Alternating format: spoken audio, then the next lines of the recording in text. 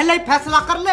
ये 50 shades of बकचोदी मुझे समझ में नहीं आ रही है। क्या क्या क्या क्या चाहिए, क्या किस चीज की जरूरत है तुझे? तो हर प्रवक्ता को, हर पार्टी के प्रवक्ता को हम एक मेहमान के तौर पर बुलाते हैं, तो इतनी हमारी ये मेहमान नवाजी है कि मैं व्यक्तिगत तौर पर कुछ किसी को बोलता नहीं हूँ।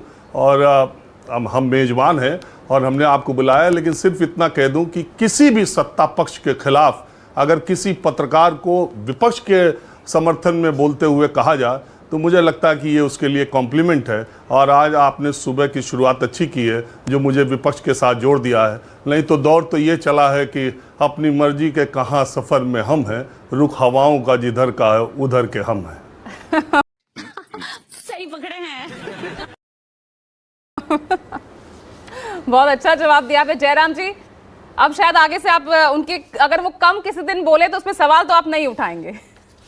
नहीं, मेरा फिर आप सवाल नहीं समझे। मैंने कहा कि आज उस रैली में वो सब्सटेंस नहीं है, रैली के अंदर वो बातें ही नहीं है जिसको कि ये बढ़ा चढ़ाकर कोई प्रस्तुत कर सके। इसलिए कम शब्दों में तो अपनी बात खत्म करनी ही पड़ेगी, शेर का भी सहारा लेना पड़ेगा। लेकिन ये मीडिया के साथ साथ सोशल मीडिया का दौर है जहां हमारी इस डिबेट की क्लिपिंग पर भी लोग समीक्षा करते हैं, और राजीव जी के माहौल क्या है में जो पब्लिक का ओपिनियन आता है उसकी भी समीक्षा हो जाया करती है। लोग देखते हैं और पूछते भी हैं। अभी मैं क्लिप भी ओ भाई, मारो मुझे, मारो मुझे, मारो। A few moments later.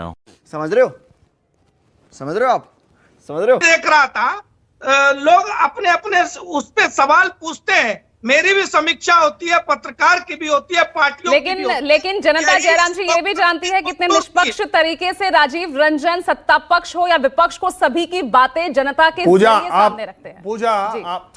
पूजा अरे देखो, मजा नहीं आ रहा है। वाह क्या सीन है। पूजा आप अपनी जिस सब्जेक्ट पे उस बहस पे आगे रखिए।